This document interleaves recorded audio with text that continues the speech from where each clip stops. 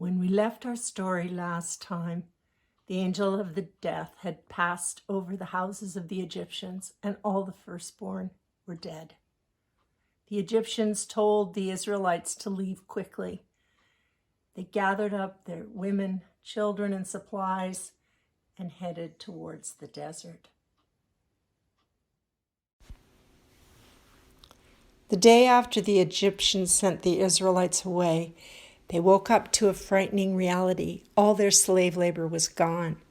Their economy depended on this workforce. Pharaoh collected his army together and asked them to prepare to bring the Hebrews back to Egypt. Even though they had a head start, the Egyptians had an advantage. They had horses and chariots, while all the Hebrews were walking on foot with the added weight of women, children, and supplies. The newly assembled army chased after the Hebrews, who'd left the night before under cover of darkness. Even with that huge head start, the Egyptians quickly caught up to them. They were pushed up against the Red Sea in front of them, and the Egyptians behind them. There was no way forward, around, or back. There were too many of them to take a boat. The water was too deep to wade across. They didn't have the technology to build a bridge. What were they to do? The Lord told Moses to raise his hand above the water. As he did so, the waters parted. A huge wind was stirred up that dried the sea bottom, and the Israelites crossed on dry land. Moses told the leaders of each of the tribes to gather a stone from the sea bottom to take to the other side. Forward they marched, with the Egyptians close behind. While the waters were still parted, the Egyptians chased the final stragglers to the other side. When the last Israelite touched the land, the waters closed around the Egyptians, and their army drowned. They crossed the sea, as dry land.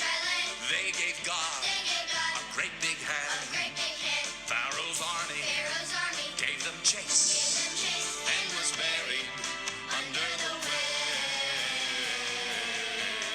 Jump for joy, clap your hands, praise the Lord and give him thanks. Jump for joy, clap with glee. He has thrown the horse and its rider into the sea. Whoa.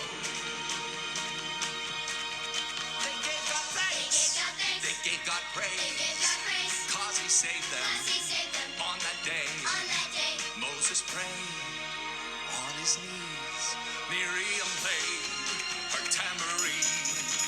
Jump for joy, clap your hands, praise the Lord and give him thanks. Jump for joy, clap with glee.